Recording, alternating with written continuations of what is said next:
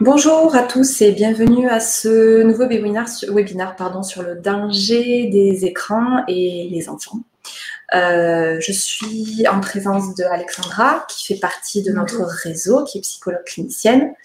Je suis moi-même membre de l'équipe Telmed, où j'ai en charge justement la gestion de ce réseau de professionnels de santé, puisque je le rappelle, Telmed est une plateforme qui permet de téléconsulter à distance, peu importe où vous êtes dans le monde, un psychologue, un psychiatre, un médecin généraliste, un orthophoniste,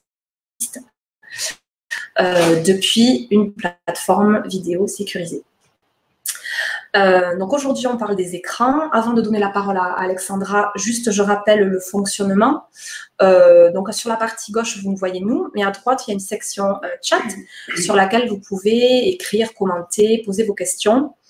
Peut-être pendant que Alexandra va se présenter, si vous voulez en faire de même, écrire, nous dire où est-ce que vous êtes dans le monde, si vous avez des enfants et est-ce que vous avez déjà des problèmes, identifier des problématiques face à la gestion des écrans à la maison. Comme a dit Émilie, je suis psychologue clinicienne, donc j'ai le plaisir de travailler avec le réseau Telmed.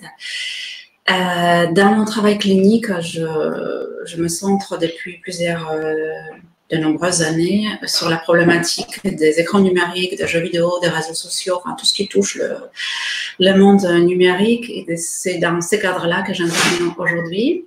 Alors effectivement, comme c'est un sujet très très vaste, je vais peut-être les traiter aujourd'hui d'une manière un peu plus générale.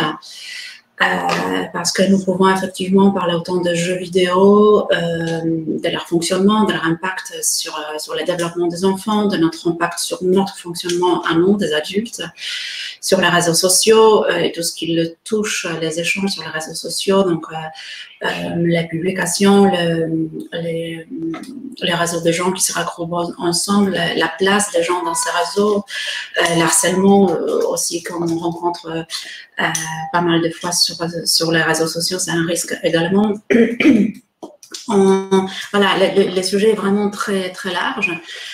Mais je vous invite, comme a dit Émilie, peut-être à nous poser des questions pour voir ce qui vous intéresse vous, quelles interrogations vous avez, et effectivement d'interagir avec nous, ça nous aidera à mener cette conférence. Voilà, il y a très utile pour vous. Je vais organiser mon intervention en deux parties. Donc, dans la première partie, je vais se centrer sur un petit peu sur la terminologie, parce que même si c'est un sujet un peu théorique, nous avons parlé avec Émilie un petit peu avant, je pense qu'il est important de poser les bases et de comprendre de quoi on parle. Est-ce que c'est vraiment une addiction, parce que c'est un mot qui est très fréquemment utilisé dans les médias, qui est très volontairement relayé par les médias. Est-ce qu'il s'agit vraiment de l'addiction ou c'est plutôt une utilisation pathologique des écrans numériques de manière générale ou une utilisation excessive, parce que ce n'est pas la même chose. Donc, il faut bien différencier ces problématiques. Et dans ce volet-là, je vais vous parler également des signaux d'alarme, c'est-à-dire à partir de quel moment, effectivement, il faut s'inquiéter, il faut s'alarmer, il faut réagir en quelque sorte, parce que parfois nous laissons certains signaux couler, on les banalise et la situation va beaucoup plus loin et après nous sommes obligés d'utiliser de manière forte. Alors, la deuxième partie va concerner peut-être plus le côté pratique, c'est-à-dire comment nous, en tant que parents, nous pouvons réagir pour ne pas se laisser installer cette situation-là.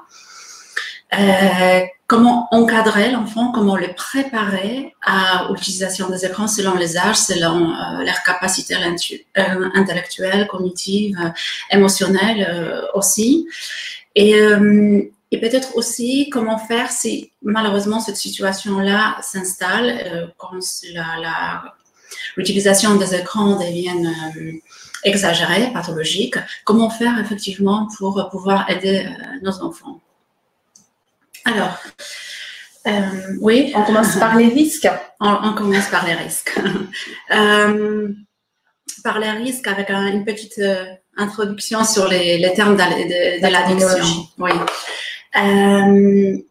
Effectivement, parce qu'on parle très souvent de l'addiction, ce terme-là, et le questionnement sur ce terme est présent depuis de nombreuses années dans le milieu scientifique et cette discussion-là entre les scientifiques et les médias, parce qu'effectivement, les médias ont la tendance à surutiliser ces mots-là. Du coup, les parents sont très inquiets en relayant ces termes-là et en l'appliquant aux enfants.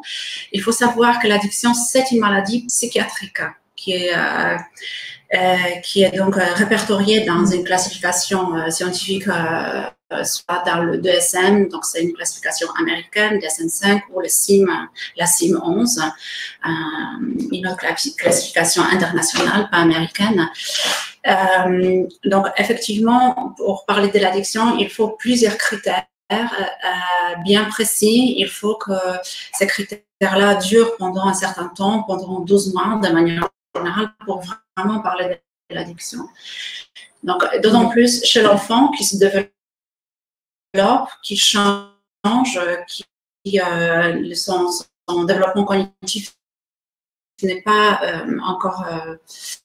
Effectivement, donc voilà, de se rendre compte que utiliser ces termes-là pour les enfants, c'est quelque chose ça peut être quelque chose de stigmatisant. Alors effectivement, les parents qui viennent me voir et qui emmènent leurs enfants avec eux, appliquent cette nomination un peu dure, je trouve, aux enfants.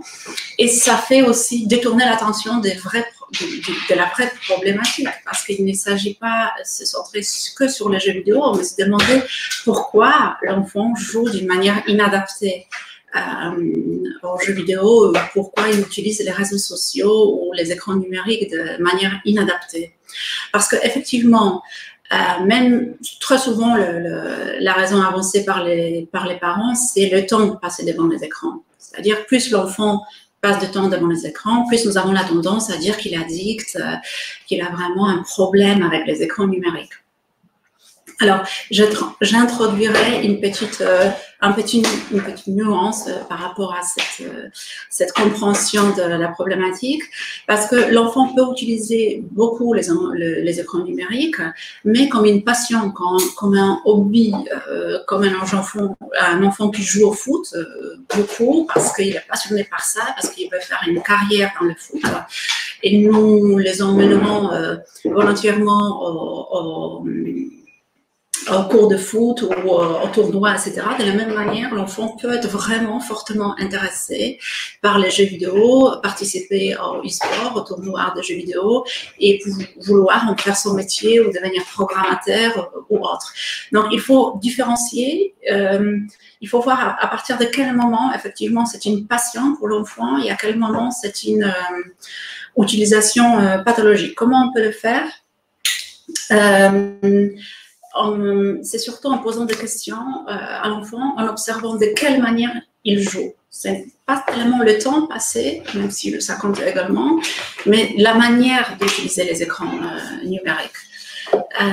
Si nous voyons que l'enfant les utilise vraiment pour échapper aux difficultés extérieures parce qu'il s'est disputé avec ses amis à l'école, parce que la famille a déménagé effectivement et il n'arrive pas à se faire de nouveaux amis, ou parce qu'il a des difficultés à l'école, il joue de manière très défensive, finalement. Là, effectivement, il faut se poser des questions, pourquoi il joue de cette manière-là. Si, de l'autre côté, l'enfant joue parce que ça le passionne vraiment, parce qu'il veut s'améliorer dans les jeux vidéo, parce qu'il veut développer ses stratégies, parce que c'est vraiment quelque chose qui le passionne, effectivement, il faut se demander comment il joue, de quelle manière. Il faut lui poser beaucoup de questions pour savoir effectivement comment il joue et pour pouvoir différencier ces deux manières de jouer qui font la différence effectivement entre l'utilisation pathologique et excessive des réseaux sociaux.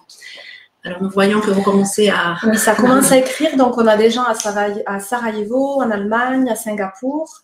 Et on a une première question d'Alexandra qui dit qu'on entend beaucoup, effectivement, la fameuse phrase « pas d'écran pour les enfants avant 3 ans ». Donc, sans parler d'addiction, est-ce que 5-10 minutes par jour devant un dessin animé ou devant un documentaire qui est spécialisé pour les enfants, où il y a beaucoup de chaînes spécifiques, a priori, pour les jeunes enfants, voire même les bébés, est-ce que ça, c'est un danger? Et si ça représente un danger, il est de quel type? Ah oui. Oui, il s'agit ici des tout petits enfants, donc les enfants en bas âge, jusqu'à 3 ans. Effectivement, ça, c'était une polémique très présente il y a quelques années en France, parce que c'était la période où beaucoup de chaînes télévisées destinées pour les tout petits, de 0 à 3 ans, étaient développées. Et on se demandait, est-ce que c'est bien de laisser l'enfant regarder ces chaînes-là, etc.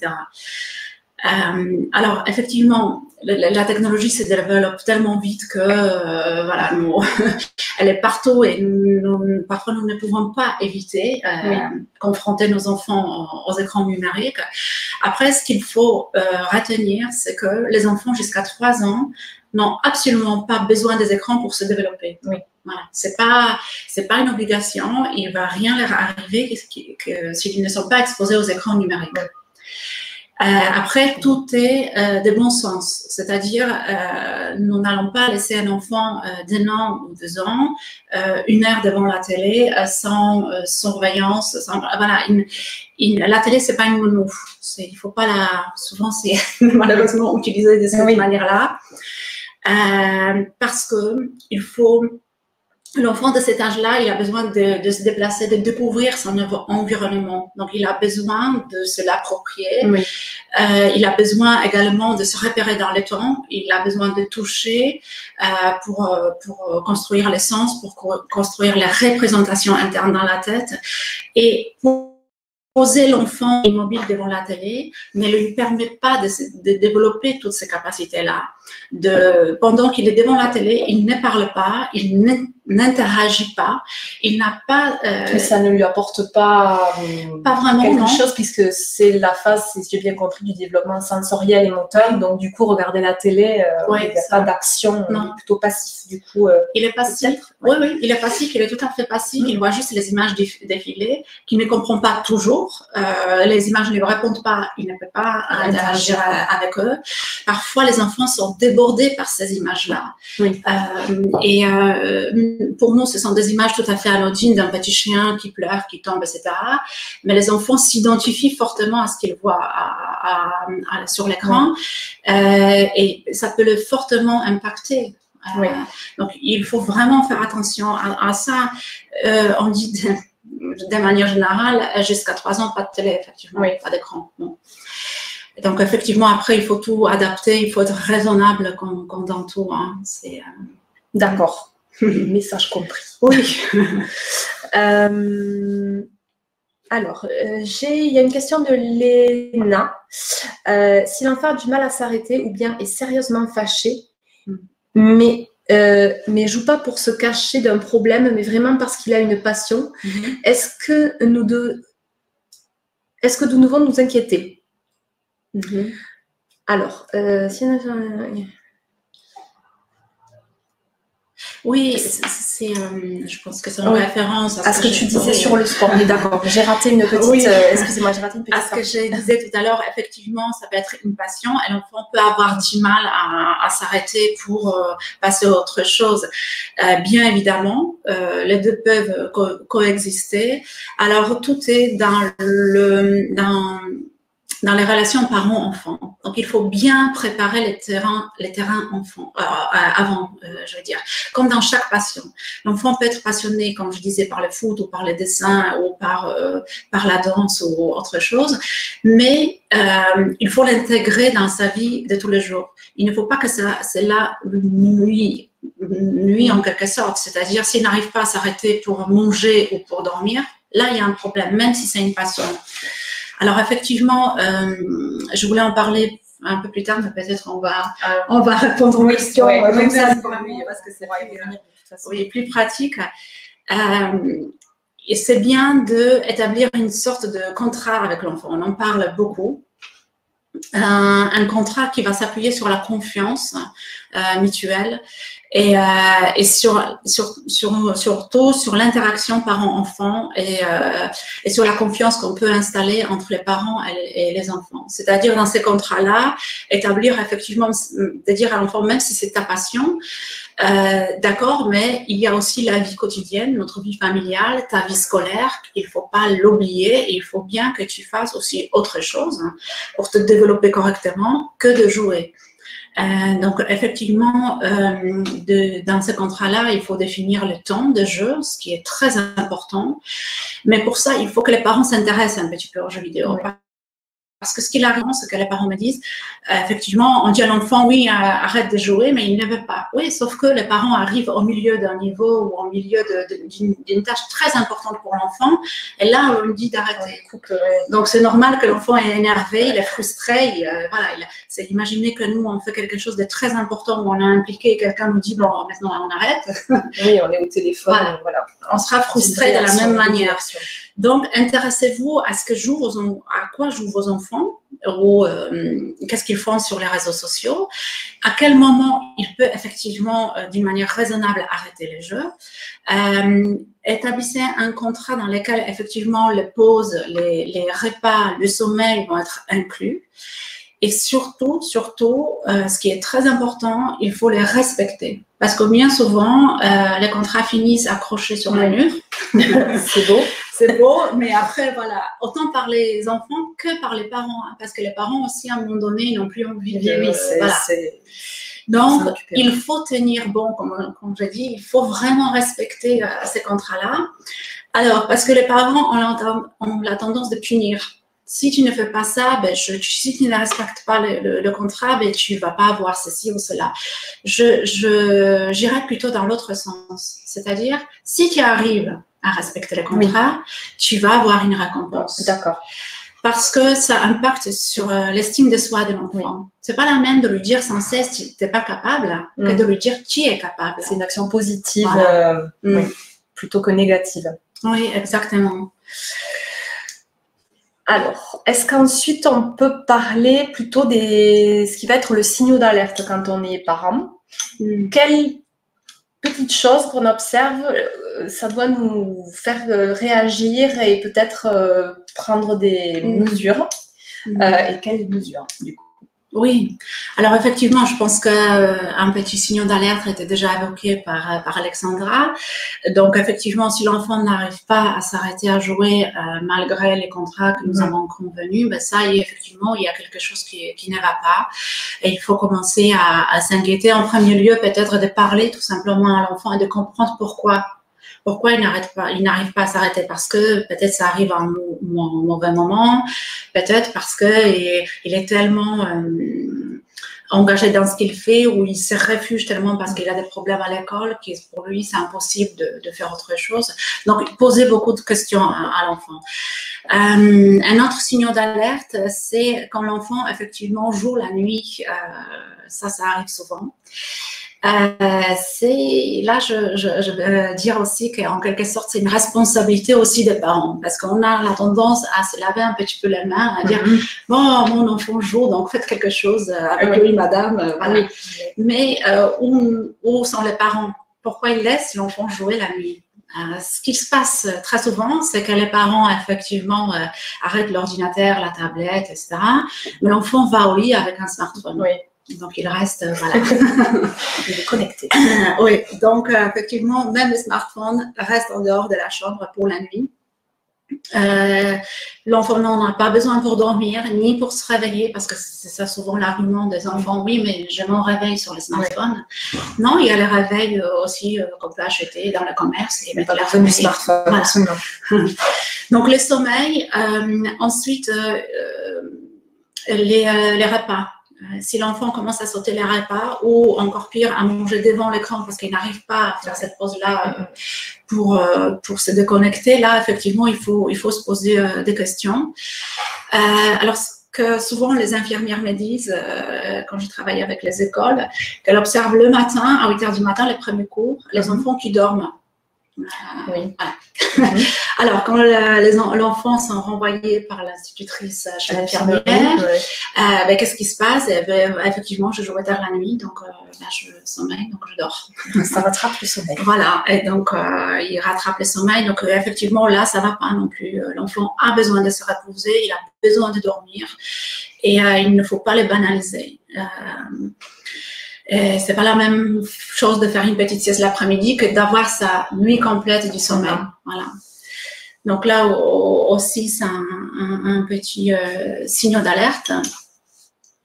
Alors, une autre problématique, c'est les amitiés. Si effectivement, à un moment donné, vous voyez que vos enfants n'ont pas vraiment envie de voir ses amis d'avant, ça peut arriver quand on déménage, effectivement, que les enfants perdent les amitiés et ils n'ont pas envie d'investir les nouveaux amis parce que ça arrive trop souvent ou parce qu'ils n'ont plus envie ou parce qu'ils se sentent déstabilisés. Et donc, effectivement, si les amitiés diminuent, si ça m'est arrivé, je me rappelle d'un garçon qui, effectivement, d'abord, c'était très progressif. D'abord, il a investi les amis. Après, il sortait, les parents se disaient, oui, mais il sort avec nous, il fait les sorties familiales. Oui, ça va. Il se recentre sur la famille. Oui, voilà, il en a besoin. Donc, mais progressivement, il n'avait plus envie de sortir, vraiment, de faire des sorties. Mais les parents disaient, bon, d'accord, mais il vient avec nous pour les fêtes, pour les anniversaires. Mais après, il n'avait plus envie de... Et finalement, il s'est enfermé dans sa chambre. Donc, ça finit comme ça. Il ne voulait plus sortir du tout de la chambre. D'accord, seulement complet là. Oui. Donc, effectivement, quand l'enfant commence à désinvestir les amis, à désinvestir les activités qu'il faisait jusqu'à présent, extrascolaires, là, il faut quand même être vigilant à ça, à se demander... Voilà, qu'est-ce qui se passe et pourquoi il a besoin de jouer et pas de voir ce qui se passe dans la vraie vie. De tenir toujours un équilibre entre les deux. Ok. Et qu'est-ce que, quand on constate donc ce genre de signaux, qu'est-ce qu'on fait concrètement? Est-ce qu'on va voir un spécialiste? Est-ce qu'on en parle d'abord avec l'enfant? Qu'est-ce que les étapes? Oui, je pense que d'abord, effectivement, nous avons parlé de ces contrats-là, les fameux contrats, mais je pense que d'abord, c'est des conseils de bon sens, j'ai envie de dire, c'est-à-dire de s'intéresser, de poser des limites au début. C'est-à-dire de ne pas jouer avant d'aller dormir. On dit de manière générale qu'il ne faut pas jouer, qu'il ne faut pas utiliser les écrans numériques 2 heures, à peu près 2 heures avant d'aller se coucher. C'est lié effectivement au fonctionnement de notre réseau, à la sécrétation de la mélatonine, parce que nous avons besoin de la mélatonine pour dormir. Et si effectivement nous voyons la lumière du jour ou la lumière des écrans qui empêche la sécrétation de la dopamine, le sommeil ne va pas venir très rapidement. Voilà. Donc effectivement, à peu près 2 heures avant le sommeil, de ne plus avoir des écrans numériques, y compris la télévision. Parce qu'on s'est dit, d'accord, les ordinateurs on met de côté, mais bon, c'est familial aussi. En fait, je pense qu'aussi ce qui peut stopper les parents, c'est que ça rentre aussi, c'est pour l'enfant, mais c'est aussi pour l'adulte. Je pense c'est au repas, le fait de ne pas être seul, prendre son repas un peu, les parents d'un côté, les enfants de l'autre, ou même un parent d'un côté et l'autre parent de l'autre. Donc ça remet aussi parfois, des fois, ce contrat, toute la famille un peu doit rentrer dans le contrat, pas seulement l'enfant. Toute la famille. Après, effectivement, il faut être raisonnable, il faut l'adapter à nos vies familiales. Nous avons tous, parfois ça arrive, les éducations, nous avons un travail, mais de voir, s'il y a un moment de repas que pour les enfants, par exemple, par exemple, plus tard, effectivement, pendant ces temps-là, personne n'a les smartphones avec lui à table. En fond sonore. Et ça fait du bien à tout le monde, finalement. Ça fait du bien à tout le monde. Donc, ces moments familiaux, oui, mais il faut peut-être le réaménager et les réfléchir. Et avant de se coucher la télévision, oui, ça peut. Voilà, je sais qu'il y a énormément de familles qui font ça, mais Ça fait du bien aussi à l'enfant, surtout en bas âge. Si on accompagne l'enfant dans sa chambre, si on lui lit une histoire avant de s'endormir, on passe un petit peu de temps avec lui, qu'il arrive à se poser, à se déposer. Il faut éviter effectivement ces passages rapides et très brusques. La télé, hop, oui, extraction de oui, on éteint la télé sans prévenir, on passe tant qu'on éteint la télé. Voilà. Oui. Voilà. Donc ces passages, oui. Ça crée des situations de guerre. Est-ce qu'il y a d'autres signaux d'alerte qui peuvent inquiéter? Des signaux d'alerte, et nous étions aussi sur ces aménagements là, comment on peut aménager. Donc nous avons parlé des sommeils. Alors il y a aussi une autre problématique, c'est effectivement le placement des écrans numériques dans la maison, dans la chambre, etc. C'est effectivement pour éviter que l'enfant prenne son smartphone sur la couette mais c'est aussi il y a un autre aspect de cette utilisation-là, c'est-à-dire si nous plaçons un ordinateur dans la chambre de l'enfant, il va être plus incité à l'utiliser. Oui. Et nous, en tant que parents, parfois nous serons un peu moins légitimes à venir dans son espace à lui. Ça va être vécu d'une manière un peu persécutrice. Oui, c'est intrusif. Tandis que si on place l'ordinateur au salon ou dans un couloir où tout le monde a du passage, on voit d'abord ce qui se passe sur l'enfant, entre l'enfant et l'ordinateur. On peut jeter un coup d'œil, on peut l'interroger, on peut se questionner. Alors l'enfant va se sentir important pour les parents parce que les parents ils s'intéressent à ce qu'elle fait. C'est tout seul. Et aussi c'est pour protéger l'enfant. Il faut avoir ça à l'esprit pour protéger l'enfant et pour l'éduquer à une bonne utilisation des écrans numériques. Donc le placement des ordinateurs est très, très important. Je ne sais pas s'il y a d'autres questions encore entre le temps. Oui, j'imagine qu'il y a des gens qui ont dû partir et d'autres arriver. Donc, je répète pour les nouvelles personnes qui sont arrivées en cours. À droite de l'écran, vous avez une section chat. Donc, il ne faut pas vraiment hésiter à poser vos questions ou à partager vos commentaires avec nous. Parce que comme ça, Alexandra peut rebondir dessus et ce sera vraiment plus centré sur vos problématiques à vous réelles et donc plus intéressant. Voilà. D'accord. Alors, peut-être effectivement, nous pouvons parler des âges parce que c'est une question.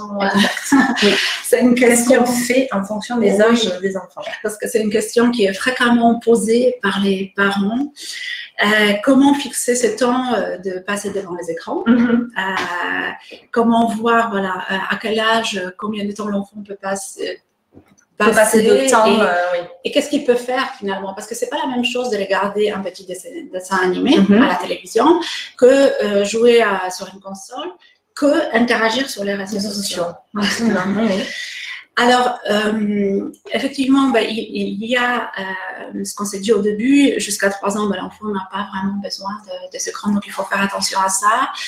À partir d'à peu près de 3 ans, il est possible, alors ça c'est important, ne pas non plus laisser l'enfant tout seul devant la télévision, mais choisir avec l'enfant une petite histoire d'un quart d'heure, 20 minutes, que nous pouvons regarder ensemble avec l'enfant. Alors je sais que les parents n'ont pas toujours le temps, ou ils sont fatigués, donc ça peut arriver bien sûr, mais ce qui est important c'est même si on ne s'assoit pas physiquement avec l'enfant, c'est de rester dans la même pièce. D'avoir un œil et une oreille à ce qui se passe. De voir ce qui se passe et ne pas hésiter de commenter ce qui se passe. Alors, je me rappelle d'une petite fille, effectivement, ça, pour vous donner l'exemple de l'impact que les images peuvent avoir sur nos enfants et dont on ne se rend pas compte. C'est une petite fille qui n'était même pas devant l'écran, mais au théâtre. C'était une sortie avec l'école au théâtre. Elle a vu sur la scène une sorcière. C'est une petite fille de 4 ans. Ça l'a tellement impactée qu'après en thérapie, nous avons parlé de ça pendant plusieurs séances parce qu'effectivement, c'était trop pour elle, trop important. Donc, imaginez ce que ça peut donner aux enfants qui sont confrontés directement à ces images-là sur l'écran. N'hésitez pas de les commenter, de dire « Ah, tu vois, le petit chien sur l'image, il est triste, mais on va voir ce qui se passe avec lui après. Est-ce que ça te rend triste aussi ?» voilà, d'interagir un petit peu. Oui, émotionnellement, de voir quel impact cette image peut avoir, ou l'histoire en fait, parce qu'à 3-4 ans, je pense que quand même on comprend bien l'histoire qu'on est en train de regarder à la télé, On comprend comment l'enfant le vit en fait. On comprend et on le vit très émotionnellement parce qu'on n'a pas cette distance-là. Oui.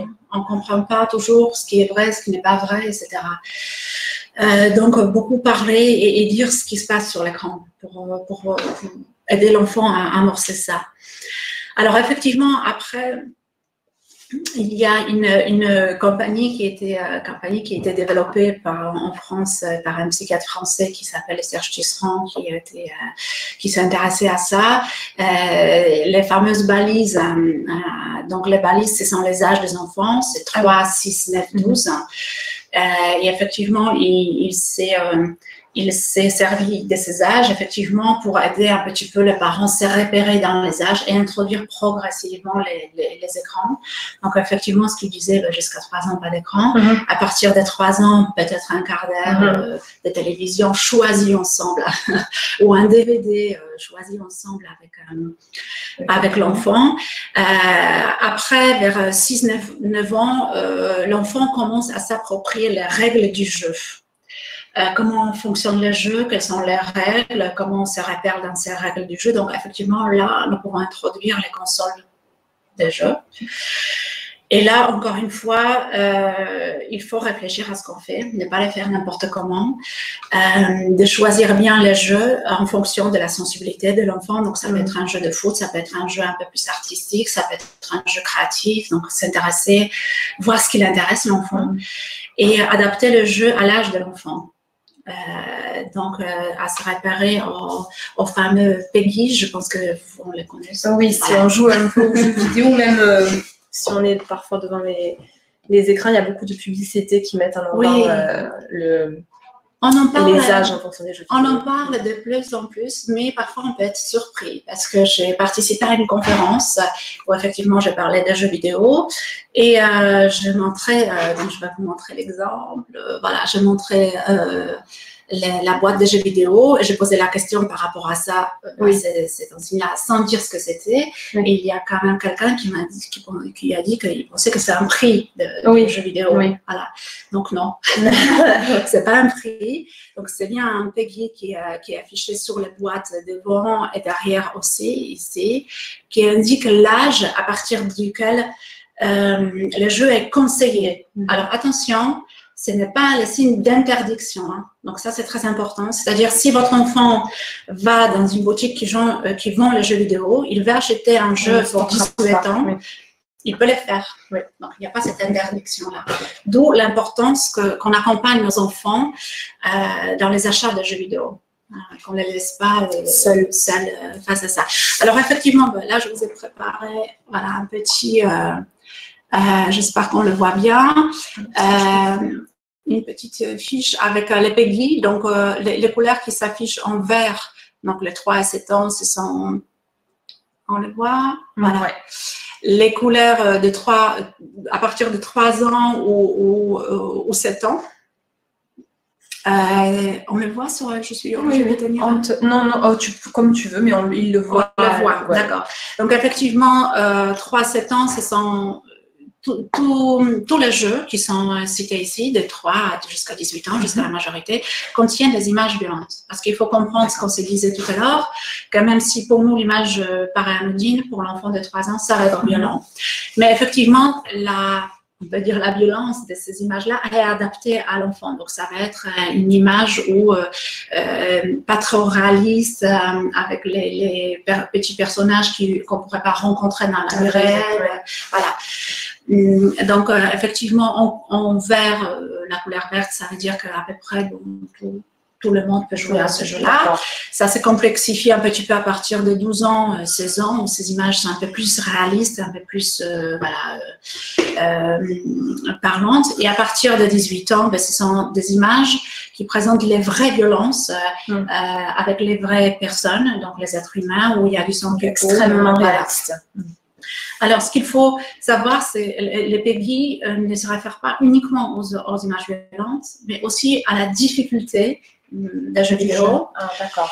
Donc, l'enfant de 7 ans qui va jouer aux jeux vidéo à partir de 16 ans ne va pas peut-être tout comprendre, ne va pas comprendre l'intrigue du jeu, toutes les astuces, voilà. Donc, il peut se retrouver frustré face à ce jeu-là, en échec, ce qui n'est pas non plus conseillé pour l'enfant. Alors, après, ce qui est important de savoir que les PEGI s'accompagnent toujours, je ne sais pas si on le voit bien derrière, voilà, des petits signes là qui sont là. Voilà, des images sur les boîtes de jeux vidéo. Alors, je vous les présente ici. Je ne sais pas si nous les avons aussi. On peut les mettre en scan, ouais.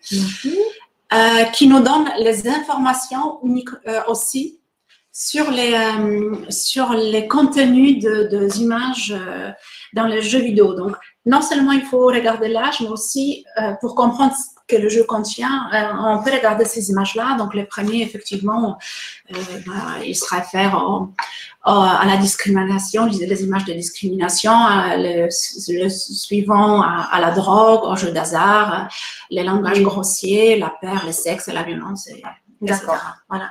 Donc, ça, c'est important oui, en plus de l'âge, de regarder quel élément pourrait en plus choquer ou ne pas convenir à un public d'enfants. Parce que ce qu'il arrive aussi, ça c'est pour les parents qui eux-mêmes sont joueurs, parce qu'il y en a beaucoup même, c'est qu'effectivement, ils achètent les jeux pour eux, ce qui est très compréhensible. Bien sûr. Et ils se mettent dans une pièce, ils jouent tout seul, mais l'enfant qui passe derrière, il les voit ces images. Donc, il faut être vigilant à ça. C'est pareil, s'il y a les familles nombreuses avec les enfants d'un âge différent. Voilà, si l'enfant de 16 ans joue et son petit frère de 3 ans est avec lui, dans la pièce. Voilà, il faut faire attention aussi à ça. Ça fait sens. Ok. Ben, je vois que... Alors, personne n'a posé de questions, donc j'incite à nouveau. Si vous avez des commentaires à faire ou des questions à poser, profitez-en. C'est bien effectivement que cette conférence soit interactive. Oui, parce que je pense que beaucoup de parents ont des questions, parce que je le vois dans les conférences ou dans ma pratique quotidienne, effectivement. Parfois, ce sont effectivement des questions toutes banales, qu'on n'ose pas toujours poser, mais mais elles sont là. Moi, ce que je dis souvent aux parents, effectivement, pour éviter l'installation de cette problématique-là, pour ne pas arriver à là, c'est de s'intéresser au jeu. Alors là, il y a une grande résistance des parents, mais comment ça? Moi, ça ne m'intéresse pas du tout, c'est pas vraiment mon monde, c'est pas... Je dis d'accord, le jeu vidéo, c'est pas votre monde, mais l'enfant fait partie des femmes de votre monde, c'est votre monde. Donc, en disant à l'enfant, tes jeux vidéo, ça ne m'intéresse pas, c'est comme vous lui disiez, toi, tu ne m'intéresses pas. Il y a une partie de lui. Et il faut comprendre quelque chose, c'est-à-dire nous, notre génération à nous avons grandi, nous nous sommes développés sans monde numérique. Il est arrivé après. Il est arrivé après, donc nous ne fonctionnons pas pareil. Nos enfants, cette fameuse génération Z qui est née, c'est digital natif, ils sont nés avec les mondes numériques, ça constitue leur partie intrinsèque, c'est quelque chose qui est en eux. Donc, nous ne pourrons pas dire ça ne m'intéresse pas en parlant des enfants, parce que c'est leur partie. Ça fait partie de leur quotidien. Oui, et il faut comprendre qu'effectivement, parfois les enfants fonctionnent différemment de nous, parce qu'ils se sont construits autrement, parce que leur cerveau se développait autrement aussi. Il y a des travaux, notamment de professeur Audet, qui l'a fait à Paris 5, il s'est intéressé sur cette problématique-là, comment notamment le cortex préfrontal se développe, quelles sont les différences entre les enfants qui sont nés avec les ordinateurs, en comparaison à nos cerveaux, à nous, les cerveaux des adultes. Alors effectivement, il a observé que les enfants, ces digital natifs, ont d'autres connexions dans les cerveaux. Et ils prennent par exemple plus rapidement les décisions que nous. Parce qu'effectivement, pour se référer rapidement sur Internet, ça va très vite. Ça va très très vite et il faut se très vite repérer dans ce qu'on voit sur l'écran. Cette mémoire visuelle et l'attention aussi, voilà, c'est plutôt la mémoire visuelle parce qu'on voit sur l'écran, il faut se repérer rapidement aussi. Mais ils ont peut-être un peu plus de difficultés en comparaison à nous, aux adultes, à comprendre, à analyser, parce que les écrans ne nous permettent pas de réfléchir. De prendre le recul et le temps.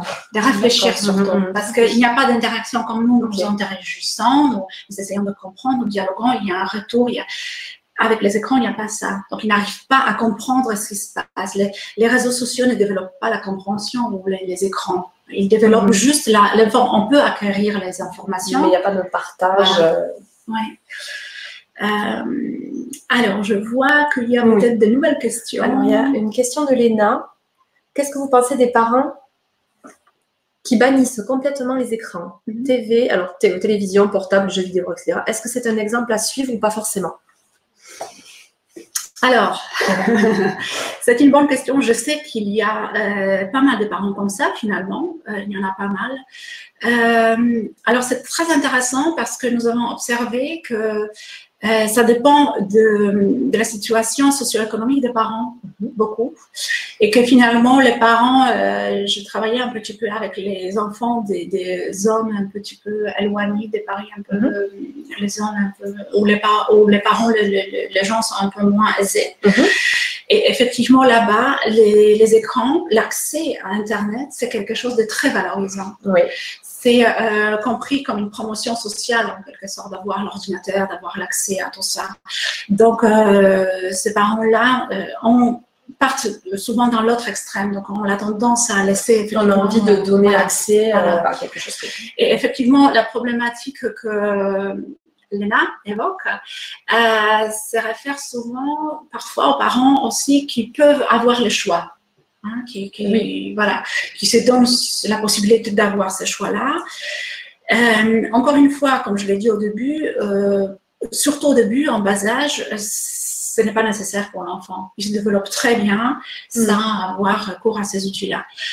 Après, ce qui se passe en grandissant, même si nous, à la maison, ne confrontons pas l'enfant aux écrans, il va être directement ou indirectement confronté aux écrans. À l'école, parce que de plus en plus d'écoles utilisent aussi les écrans numériques. Il va peut-être avoir les devoirs à faire sur Internet. Oui. Il va peut-être inviter chez un copain ou qui a les jeux vidéo. Qui a la panoplie complète. Donc, oui. Donc, effectivement, si nous avons ce choix-là, c'est notre choix et il faut l'assumer, il faut expliquer à l'enfant, surtout, il faut expliquer à l'enfant pourquoi c'est ce choix-là, pourquoi nous estimons que nous ne voulons pas d'écran à la télé, à la maison. Mais ce qui est important aussi, c'est de préparer l'enfant à tout ce qu'il peut rencontrer sur les écrans numériques pour ne pas les délaisser démunis si un jour il se trouve dans cette situation-là. De lui expliquer quels sont les dangers d'Internet, quels sont les dangers des réseaux sociaux, de quoi se protéger, comment faire pour ne pas se faire, par exemple, sur les réseaux sociaux attaquer ou pour ne pas être menaçant pour l'autre, parce que ça peut aussi parfois venir, même si on ne le veut pas, on ne se rend pas compte qu'on agresse quelqu'un ou qu'on blesse quelqu'un, etc. Donc, même si nous faisons ce choix-là de ne pas utiliser les écrans numériques, préparons nos enfants à leur utilisation. Et je pense également à la question de la réalité, j'ai envie de dire professionnelle, quand… alors, pas forcément pour tout le monde et pas forcément partout dans le monde, mais ça passe beaucoup par l'ordinateur, par Internet, par les écrans. Donc, oui, effectivement.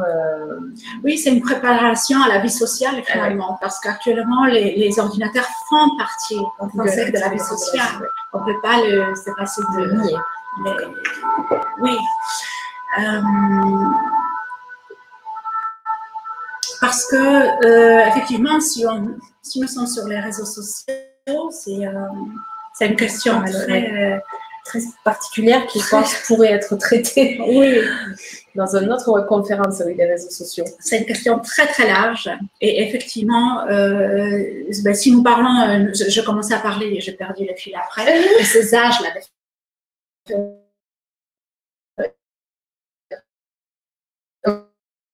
Oui, effectivement. Ça y est, c'est revenu. À partir de 12 ans, effectivement, on peut progressivement préparer l'enfant à aller sur Internet. Alors, encore une fois, attention, ne pas les laisser tout seuls devant l'Internet, mais justement bien expliquer comment fonctionne Internet. Qu'est-ce qu'on peut y trouver? Parce qu'on peut y trouver beaucoup de bonnes choses. Absolument. On peut trouver énormément d'informations qui peuvent nous faciliter la vie. On peut interagir avec les autres qui sont éloignés de chez nous. Voilà, surtout dans les parcours d'expatriation. Effectivement, j'ai en tête le suivi d'une jeune fille qui s'est retrouvée expatriée avec ses parents en France, qui était séparée de tous ses amis. Elle passait énormément de temps sur les réseaux sociaux. Les parents étaient très inquiets. Donc, effectivement, nous avons pris un peu de temps pour expliquer aux parents, laissez-lui un petit peu quand même de temps pour faire la transition entre l'ancienne vie. Le temps qu'elle se fasse de nouveaux amis ici. Et grâce aux réseaux sociaux, elle a pu garder ces contacts-là. Elle a pu ils se sont donné des rendez-vous après, elle a pu les revoir, etc. Donc, ce temps de transition est très important. Mais il faut expliquer aux enfants qu'il y a également des dangers. C'est-à-dire, tout ce qu'on publie sur les réseaux sociaux, devient automatiquement public. Même si c'est que dans le groupe d'amis très restreint que nous avons sur Facebook ou sur autres réseaux sociaux, cette publication-là peut être instantanément partagée par quelqu'un d'autre, un autre insu, et aux prises en photo ou autre. Voilà. Donc, il y a le contrôle qu'on met en avant, il est subjectif. Il n'y a pas vraiment de contrôle sur l'information qu'on partage. Je dirais pas que c'est un contrôle. Donc, on vend comme ça le réseau social auquel je pense, nous vend des paramètres de sécurité qui, ont des limites. Oui, il faut avoir vraiment, c'est très important, il faut le bien expliquer aux enfants, il faut que nous aussi, nous l'ayons à l'esprit, que nous pensons à partager une information intime, mais ça devient tout de suite public en fait. Il faut avoir à l'esprit ça et que ça devient, on le publie pour toujours. Ça, même si c'est sur les réseaux où effectivement les photos disparaissent tout de suite voilà. Mais pareil, entre-temps, ça pourrait être déjà diffusé par quelqu'un. Donc, il faut avoir à l'esprit que tout ce qu'on publie, c'est public et c'est pour toujours. Si nous avons ces deux barrières-là dans la tête, on réfléchit 10 fois avant de publier quelque chose. Absolument. Oui. Après, il y a un autre versant aussi, il faut en parler aux enfants, il faut sensibiliser les enfants à ça. C'est que toute information qui est publiée n'est pas forcément vraie. Parce qu'il y a tellement, maintenant la technique est tellement développée qu'on peut trafiquer les photos, on peut les retravailler. Pareil, les vidéos, il y a eu une vague très récemment sur les réseaux sociaux de cette petite vidéo où on voyait les personnes célèbres ou les acteurs qui disaient, qui disaient les choses on n'avait jamais prononcé. On les faisait dire des choses qu'on n'avait jamais prononcées, les politiques, etc. Donc, effectivement, ça avait l'air très vrai, mais il faut être capable d'apprendre ces règles-là et se demander est-ce que c'est vraiment vrai. Oui. Après, il y a un autre versant, là, on pourrait... c'est sans fin. C'est sans fin, on pourrait faire plusieurs conférences sur ça. Effectivement, c'est la question de... détournement de photos. Parce que ça arrivait avec les adolescents ou avec des personnes plus âgées aussi, qu'on prend une photo, ou avec les enfants aussi, les photos qui sont publiées sur Facebook et on les met sur les sites pornographiques. Voilà. D'où parfois, effectivement, les photos qui sont publiées, maintenant les gens ils font un peu plus attention, ils mettent les petites étoiles dans les yeux ou des formes un petit peu... utiliser le vrai visage. Nous, on a publié, un parent a publié par exemple, sur un réseau social. Donc, ayons ça à l'esprit qu'effectivement, chaque photo que nous publions sur Internet peut être détournée. C'est très important à le voir, à le voir en tête. Et aussi, ne publions pas de photos de tout le monde. C'est-à-dire, ce qu'il arrive souvent, on publie les photos de nos enfants, de nos grands-mères, sans les raccords. Légalement, c'est interdit. Déjà, on n'a pas le droit, légalement de publier les photos de quelqu'un sans son accord. Donc, il faut faire attention à ça. Et aussi, parfois, une photo peut nous paraître drôle, parce que nous l'avons fait dans un moment de folie. Oui, et le lendemain, c'est moins drôle. Le lendemain, c'est moins drôle et effectivement, ça peut, à ce moment-là, se détourner, c'est transformer en moquerie. Et finalement, porter préjudice plus que... oui. Plus que la drôlerie de la veille. Plus encore, parce que parfois, parce que tu as parlé tout à l'heure, effectivement, de milieu professionnel. Oui. Maintenant, ça existe, c'est une pratique avérée dans le milieu professionnel, que les recruteurs regardent les profils Facebook. Absolument. Parce que ça va beaucoup plus vite que faire un entretien de... Oui, on apprend quelque chose de la personnalité. On peut définir un vrai profil psychologique par rapport aux publications qu'on met sur Facebook. Hein. D'accord. Donc, une photo... oui. Une photo que nous avons publiée il y a 5 ans pendant une fête, où nous étions dans des situations peut-être pas très représentatives. Si elle est regardée par notre recruteur, il va se dire peut-être, ah oui, d'accord. Voilà. Donc, je devrais peut-être réfléchir avant de l'embaucher, etc. Donc, les dangers des écrans, c'est multiple et c'est pour les enfants, mais pas que. Pas que, pour tout le monde finalement, hein, pour nous tous. Hein. Bon. Je vais vous laisser quelques minutes au cas où pour vous poser quelques questions, mais je pense qu'on a fait le tour de ce qu'on voulait dire aujourd'hui. Oui, on peut en faire encore du tour. Ça peut ne jamais s'arrêter. Donc, juste pour information, si vous avez encore des questions à poser à Alexandra, je vous mets un lien direct sur son profil en ligne sur notre plateforme. Et je vois qu'il y a une question qui est arrivée entre-temps. Donc, comment informer les ados de ces risques? Mes enfants, 10 et 13 ans, n'imaginent pas qu'un futur recruteur regardera leur profil. Oui, bien sûr. Mais tout simplement de leur dire comme vous le dites comme ça, c'est-à-dire de préparer l'enfant à entrer dans l'âge adulte aussi, à se préparer à ce qui peut leur arriver après. Mais même arriver à cette projection lointaine, qui peut nous paraître lointaine, effectivement, par rapport à 13 ou 10 ans, c'est de se dire tout simplement que peut-être dans 1 an ou 2, tu vas voir ces photos autrement. Oui. C'est de reprendre, par exemple, avec lui les photos d'il y a 5 ans. C'est une bonne idée. Quand il était, et de lui dire, tu vois, tu regardes ces photos, qu'est-ce que ça te fait maintenant? Quand tu étais petit, tu vois que tu ne le vois pas de la même manière. Et de la même manière, les photos que tu vas publier aujourd'hui, tu ne vas pas les voir dans 5 ans ou dans 10 ans. Et puis aussi, finalement, l'écran, on a l'impression que ce n'est pas réel. C'est on met ça sur la toile, on met ça sur Internet, mais ça manque de réalité. Et on peut aussi se poser la question, est-ce que ce que tu fais là sur la photo quand tu es à la maison, est-ce que tu le ferais là, tu descendrais dans la rue là et tu ferais la même chose publiquement devant tout le monde? Il y a ça aussi. En fait, les réseaux sociaux, c'est un peu ça. On a l'impression que c'est pour soi, mais en fait, c'est complètement, comme tu le disais, c'est complètement public. Donc, effectivement. Donc, une autre manière... Il y a ce que nous appelons en psychologie, ce désir d'exténuité. C'est-à-dire ce désir-là de dévoiler son intimité sur les réseaux sociaux pour être valorisé. Pour avoir les likes, pour avoir... mais il faut faire très attention effectivement à ce qu'on publie et qu'est-ce qu'on dévoile de notre intimité à nous. Bon. Écoutez, je vous remercie de nous avoir suivis sur cette conférence sur les dangers des écrans et des enfants.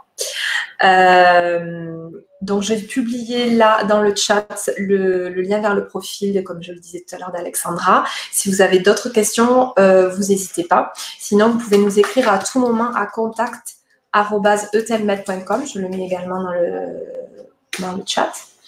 Vous pouvez aussi aller sur notre site internet pour vous inscrire à notre newsletter pour recevoir toutes les invitations pour les webconférences à venir. Voilà, je vous remercie et je vous souhaite une bonne journée où que vous soyez en Europe, en Amérique, en Afrique, en Asie. À bientôt. Merci, au revoir, à bientôt.